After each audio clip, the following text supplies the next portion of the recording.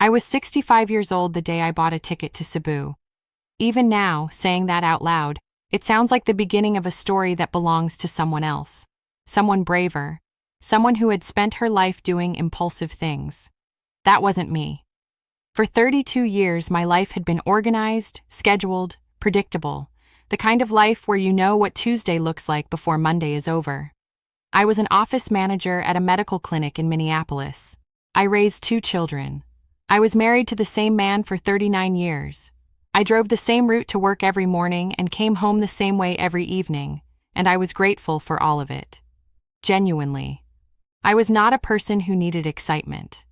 I was a person who needed to know where the flashlight was when the power went out. Then Robert died. A stroke, in the kitchen, on a Sunday morning in November while I was upstairs getting dressed for church. He was 68 years old. He was making scrambled eggs. They were still on the stove when the paramedics left. I couldn't throw them away. I know that sounds strange, but I stood in that kitchen staring at those eggs for a very long time because they were the last ordinary thing he had done, and throwing them away felt like admitting that ordinary was over. Eventually, my daughter Clare came and cleaned the kitchen while I sat in the living room and looked at my hands. That was 3 years ago. After Robert died, the world did what the world does. People called, people visited, people brought food in containers I was supposed to return but never did, because returning them required having a conversation, and conversations required energy, and energy required a reason to have it, and I was running low on reasons. My children called every day for the first month, then every other day, then Sundays. I don't blame them. They have their own lives. Claire is in Denver with her husband and 2 children who need homework help and rides to soccer and all the things that children need that are urgent and immediate, and more important than calling your mother to listen to her describe another day that was identical to the one before it. My son Thomas is in Chicago, and he calls on Sunday mornings because that's when Robert used to call his own mother, and I think Thomas does it because it makes him feel like he's keeping something alive. I appreciate it more than I've ever told him. The problem was that I had no idea what my life was supposed to look like without Robert in it. We had done everything together, not in the dramatic way, in the ordinary way. Groceries on Saturday morning, coffee at the same kitchen table every day for 39 years. Church on Sunday, dinner with Claire's family once a month when the weather allowed the drive. We were not a couple who traveled the world. We were a couple who knew where everything was in the garage, and who took turns shoveling the driveway, and who had perfected the art of sitting in the same room reading different books without needing to say a word. When he died, all of that machinery stopped, and I didn't know how to build a different machine. Every morning I woke up and made coffee for one person. I sat at the table that was built for 2. I looked out the window at the driveway we used to shovel together, and I filled the hours. Not lived them. Filled them. The way you fill a hole that you don't know how to fix permanently, so you just keep putting things in it. Television, errands, cleaning rooms that weren't dirty, walking through Target without buying anything because at least there were people there. Months became years, 2 years, 3. The grief didn't disappear. It just changed shape. It became less sharp and more heavy, less a wound and more a weight. I wasn't crying every day anymore. I wasn't doing anything every day anymore. I was simply existing in a house that no longer made sounds.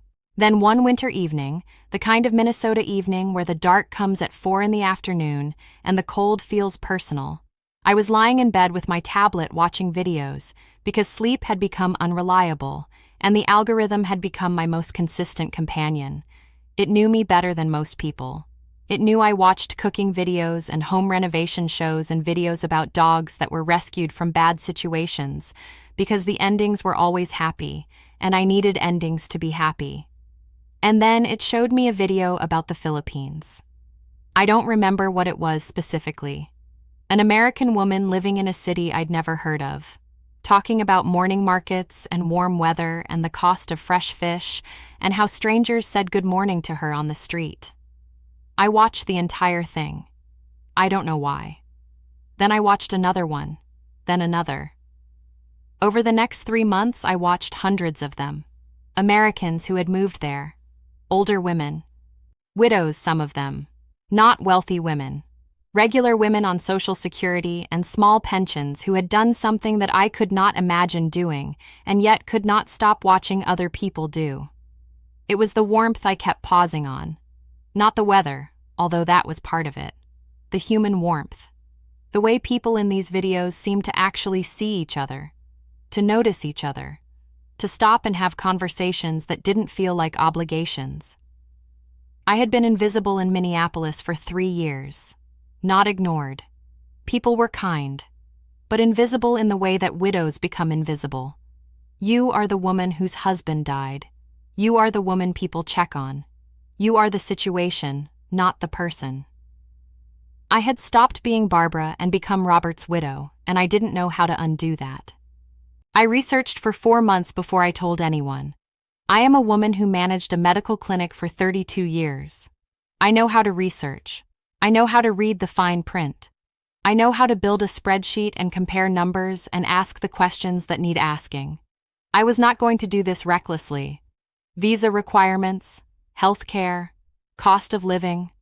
Real numbers from real people who lived there, not from tourism websites selling a fantasy. A city called Cebu kept appearing. It was the second largest city in the Philippines. It had good hospitals. It had universities. It had an international airport, which mattered because it meant my children could reach me if they needed to. It was big enough to have infrastructure and small enough, people said, to feel like a place rather than a blur. When I told Claire she was quiet for so long, I checked whether the call had dropped. "Mom," she said. "The Philippines."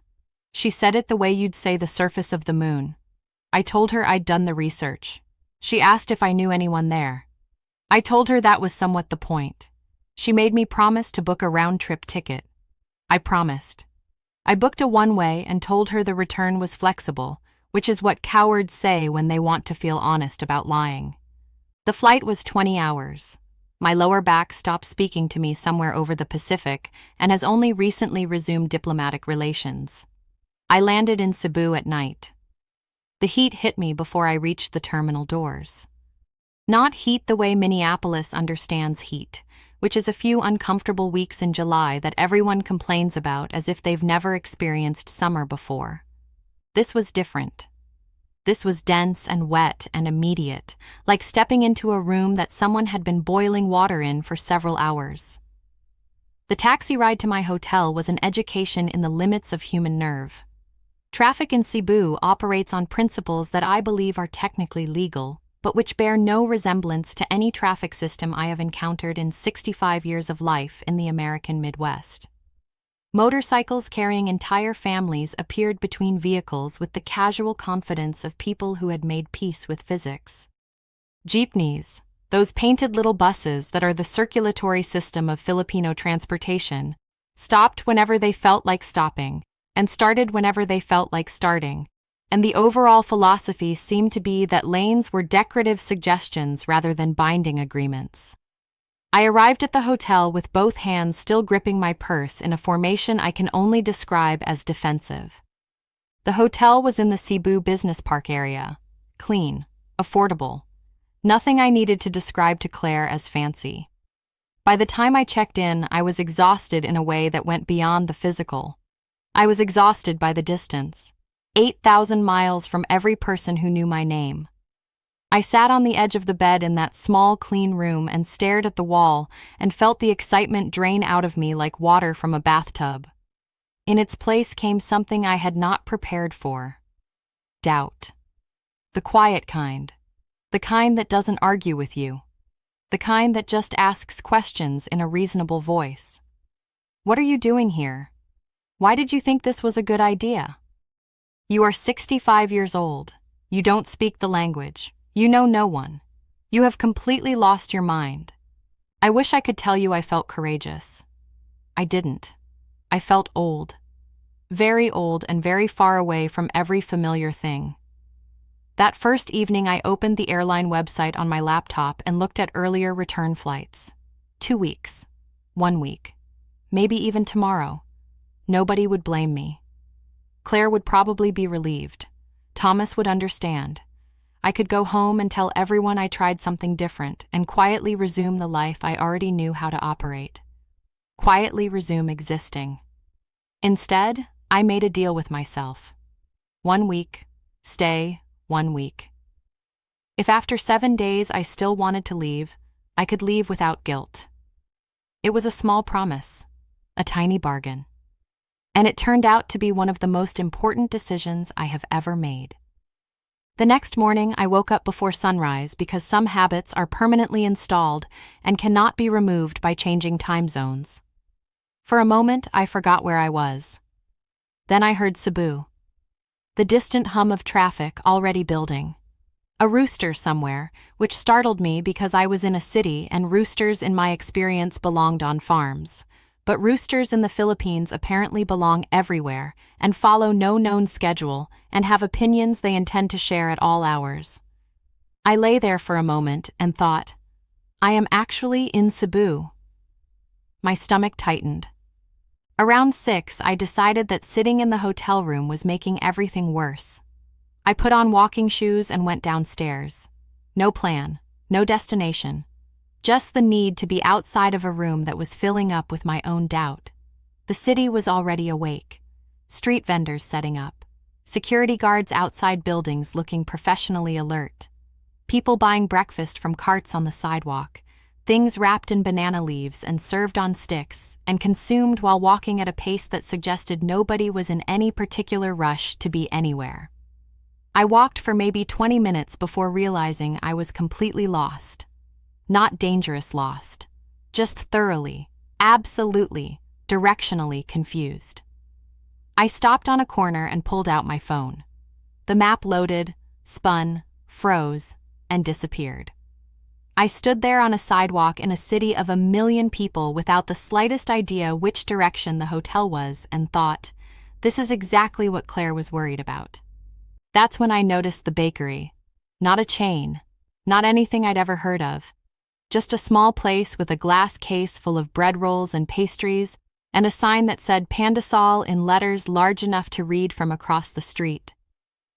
The door was open and cool air was coming out. And at that point, I would have walked into a supply closet if it had air conditioning. I went in. I pointed at something in the case because I didn't know what any of it was.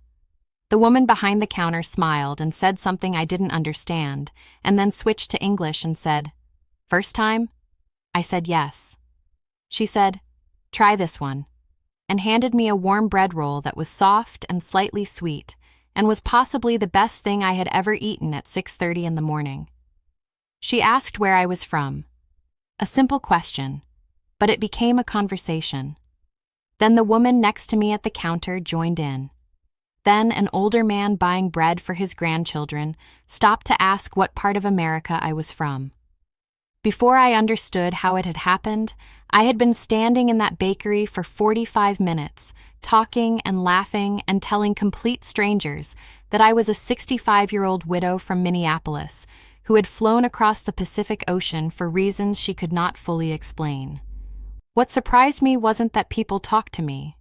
It was how easy it felt, how unhurried. Back in Minneapolis, weeks could pass without a conversation lasting more than a few minutes. A cashier, a pharmacist, a neighbor on the driveway who asked how I was doing and waited just long enough for fine before moving on. Interactions that were polite and efficient and contained. Here, nobody seemed interested in being efficient. Nobody seemed to be measuring the conversation against a schedule. When I finally left, the woman behind the counter said, "Come back tomorrow," not as a sales pitch, as a genuine invitation. And standing on the sidewalk in the heat, holding a half-eaten bread roll I hadn't paid enough for because she waved away the extra pesos, something felt different. The city hadn't changed. The heat was still there. I was still lost. But Cebu felt a little less foreign, a little less frightening, a little more like a place that might have room for me. By the end of the first week, I had stopped counting the days until my flight home. I had started looking for reasons to stay. The thing that changed everything was not the bakery, though I went back every morning and the woman, whose name was Ate Ditas, had my bread ready before I reached the counter by day 4. The thing that changed everything was a flyer pinned to a bulletin board inside a community center near the university. It said, in English, "Reading tutors needed. Saturdays, 9 a.m., all welcome." I almost walked past it. Then I stopped. Then I took a picture of it with my phone. That Saturday, I showed up at the community center and almost left before going in. There were already 15 or 20 people inside. Children, teenagers, a few adults. Plastic chairs arranged in rough circles. A ceiling fan working so hard it was vibrating. A woman standing near the entrance saw me hesitating and walked over. She introduced herself. Her name was Nora.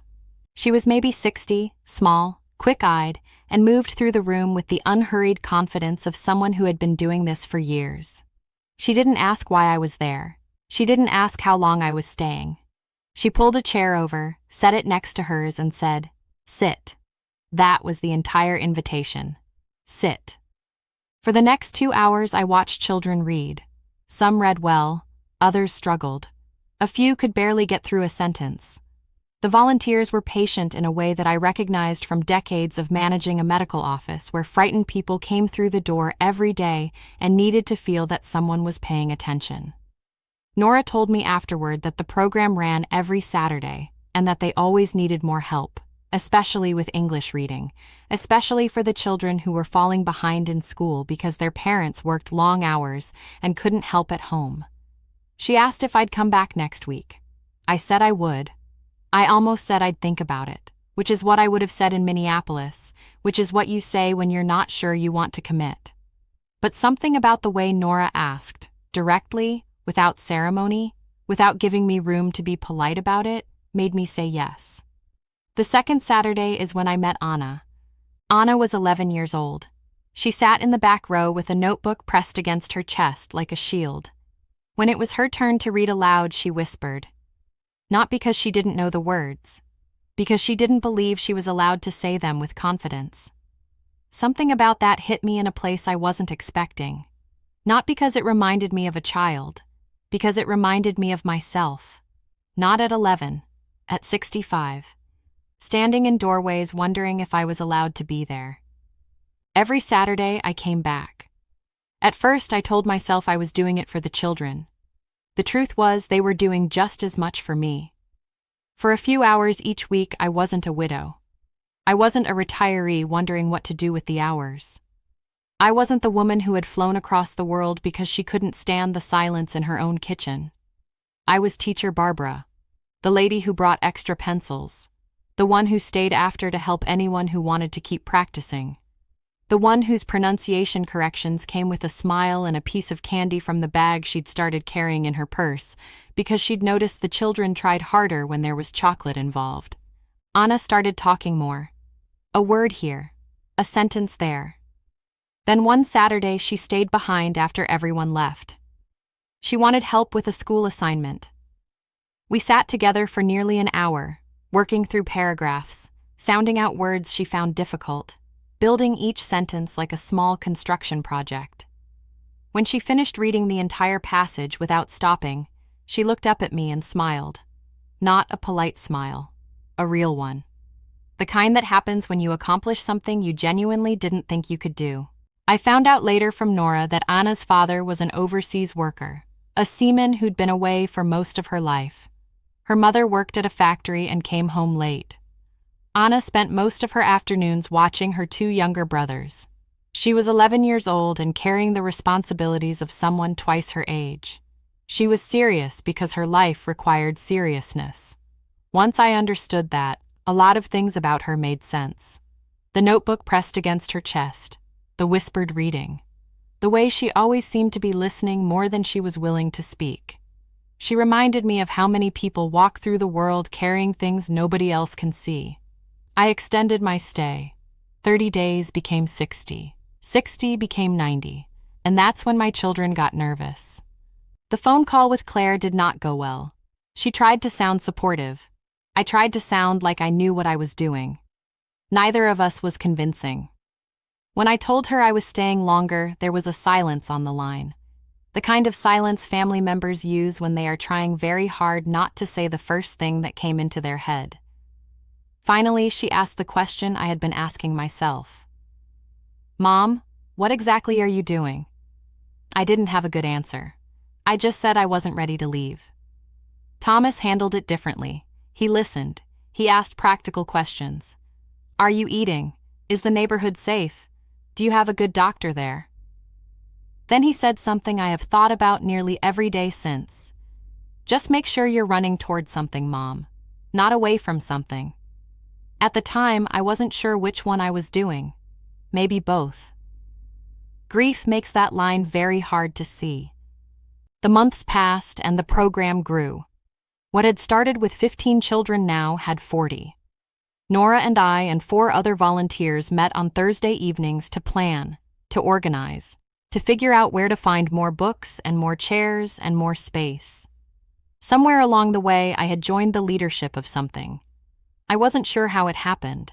I had come to Cebu with 2 suitcases and no plan, and now I was managing supply donations and volunteer schedules the way I had once managed appointment calendars and insurance forms. The skills I had spent 32 years building, the ones I had quietly assumed were useless after retirement, turned out to be exactly what was needed. Just in a different room, in a different country, for a different reason. One Saturday, I arrived early and stood in the doorway and watched the children file in. Some carried notebooks. Some carried borrowed books. A few carried nothing at all. But every chair filled. Then the standing spaces. Then the hallway. The hunger to learn was something you could feel in the air like weather. And standing there, I felt something I hadn't experienced in a very long time. Pride. Not pride in myself. Pride in the thing we were building together. That afternoon, Anna found me after the session. She was 12 now, taller, louder, still serious but no longer hiding in the back row. She handed me a piece of paper, a school report card. Her English grades had climbed to near the top of her class. I looked at the paper, and then I looked at her, and I said, "Anna, I'm so proud of you." She smiled. Then she said something that stopped the world for a moment. "Teacher Barbara, before you came here, I didn't think I could be good at anything. There are moments in life that arrive without music and without applause. Just a sentence spoken by a child in a warm room on a Saturday afternoon. And you realize that the sentence isn't just about her. You had spent 3 years believing your useful years were finished, believing that the important work was done, that the only thing left was managing whatever time remained. And here you were, 8,000 miles from home, watching a child hold up a report card she was proud of, and you understood that the thing you'd been missing wasn't happiness. It was purpose. Purpose had been the missing piece the entire time. Then the typhoon came, and everything we had built was tested at once. The weather forecasts had been talking about it for days. Everyone around me was calm in a way that I found either reassuring or deeply suspicious. Whenever I asked about the approaching storm, I got the same answer. "We'll be okay." Not with false confidence, just matter of fact. The way you talk about something you've been through before and survived. I was not calm. I bought supplies for what appeared to be a month-long siege. Extra water, extra food, flashlights, battery packs, candles. My neighbor, a woman named Ate Loleng, watched me carry the 4th bag of supplies up the stairs and said, "Tita Barbara, the storm is 2 days, not 2 years." She was laughing. I was not. The rain came first, then the wind. By evening, the city sounded different. Trees bending, water running through the streets like they were rivers that had forgotten they were supposed to be roads. The power flickered twice and then left entirely. The apartment went silent. No fan, no television, no internet, just the rain against the building and the dark. Around 9, someone knocked on my door.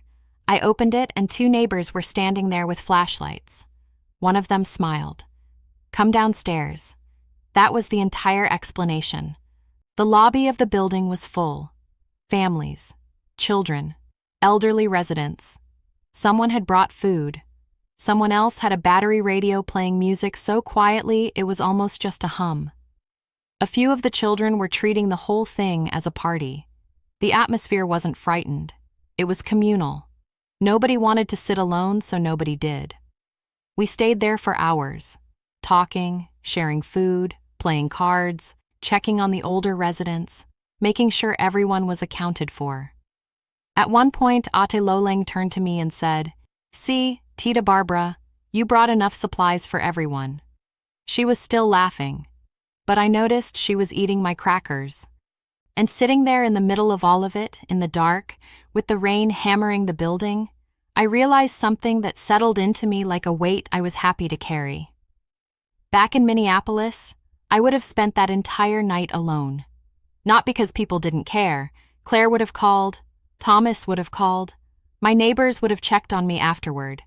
But in the moment, in the dark, in the storm, I would have been alone. Here, when something happened, people gathered. Not because someone organized it, because that's what they did. They just showed up. The program came back the Saturday after the storm. Almost every child returned. When I walked into the room, they greeted me the way they always did. Teacher Barbara, like I was expected, like I was part of the structure of their week, like I belonged. 6 months later, Nora and I launched a small scholarship fund. Nothing enormous. Enough to help a few children continue their schooling who might otherwise have stopped. We reviewed applications together at a plastic table with 2 cups of coffee that had gone cold because we kept reading instead of drinking. One application stood out immediately. Anna. She wasn't asking for much. That was what got me. Her application was 3 pages, handwritten in careful, neat letters. Every answer precise. She wanted to be a nurse, not a doctor, not a celebrity, a nurse. When I asked her why, she said, "Because someone helped me and I want to help people the same way." I read that sentence 3 times. The committee selected several students. Anna was one of them. When we told her, she didn't jump or scream. She sat very still for a moment as if she couldn't quite believe what she'd heard. Then she smiled. The same smile from the day she finished reading the passage without stopping. Just bigger. Her mother came to meet us that afternoon. She thanked Nora and the volunteers and the donors, each one individually. Then she turned to me and hugged me before I could prepare for it. A long hug. The kind that happens when words stop being sufficient. I hugged her back because I didn't have words either. That evening, I walked back to my apartment through the city by myself. The traffic was there. The noise was there. The jeepneys and the motorcycles and the karaoke starting up somewhere in the neighborhood, as it does every evening, because the Philippines regards karaoke not as entertainment, but as a constitutional right. Everything was exactly the same, but something was different inside me, because I had spent 3 years searching for happiness. And what I'd eventually found was that happiness wasn't the thing I'd been missing. Purpose was. Purpose had been the missing piece the entire time. When Robert died, I thought a chapter had ended, and in many ways, it had. What I didn't understand then was that endings and beginnings arrive together. You just don't recognize the beginning at first. You only see the ending, the loss, the empty chair, the eggs still on the stove. The rest takes time. Claire came to visit 9 months after I arrived. She came braced for the worst. I could see it on her face when she walked out of the airport into the Cebu heat and made the exact expression I had made.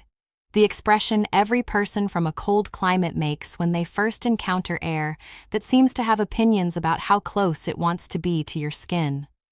She was there to evaluate, to inspect, to determine whether her mother had lost her mind or found something real. On her second morning, I took her to the Saturday program. She sat in the back. Anna saw me come in and cross the room in about 3 seconds. Teacher Barbara. She practically tackled me. Other children followed. Questions, stories, notebooks held up for me to see, everyone talking at once. Claire sat there watching the chaos unfold. I could see her recalculating. After the session, we went to lunch. She was quiet for a while. Then she asked, Do they always do that when you walk in? Most Saturdays, I said. She looked out the window, then back at me. Then she said, I didn't realize. I knew what she meant. Back in Minneapolis, she had seen the widow, the woman alone in the house, the mother they checked on during Sunday phone calls. She hadn't realized that somewhere between the first pandesal at Ate Ditas's bakery and the last Saturday session, her mother had stopped being that person and become someone else. Someone who was expected, someone who was needed, someone whose absence would be noticed. The night before she flew home, we sat outside a small restaurant near the waterfront. The city was quieter than usual. A light rain had come and gone, leaving the air cool enough to actually enjoy. For a while, neither of us spoke. Then she said the thing I will keep for the rest of my life. You know what surprised me the most? What? She smiled. You don't seem lonely anymore. I didn't answer immediately because the truth was she was right. I still missed Robert. I still missed my children. I still had hard days. Those things hadn't vanished. But loneliness wasn't the first thing I felt every morning anymore. For 3 years, it had been the thing that greeted me before the coffee. Now, it wasn't even the first thing I thought about. The next morning, I took her to the airport. We hugged. She cried a little. I cried a little. Then she looked at me and said something that changed how I see everything that came after. Mom, I don't think you're running away anymore. I asked what she meant. She smiled. I think you found something worth running toward. I stood in the airport parking area for a while after she left. Not because I was sad. Not because I wanted to leave. Because for the first time since arriving in Cebu, I realized I had stopped asking myself whether I should stay. That question had been answered. The only question left was what I wanted to build here, and I already knew the answer. A few months ago, Anna visited during a school break. She's taller now, more confident. Still serious when it counts, but no longer afraid of her own voice. We spent the afternoon talking about her plans, schools, her nursing dream, the future she's building for herself. At one point, she looked at me and said something that caught me completely off guard. Teacher Barbara, I'm glad you came to Cebu. Not thank you. Not congratulations. Just that. I'm glad you came. I don't think she knew how much those words meant. Because the truth is, I'm glad I came too. Not because it fixed everything. Not because it erased the loss. Nothing can do that. I'm glad I came because it reminded me that life doesn't end because one chapter does. There can be another chapter. Another beginning. Another version of yourself waiting somewhere you never expected to look. I came here because I thought I was searching for a different place to live. What I found was a different way to live. There's a difference. A very big difference. One changes your address.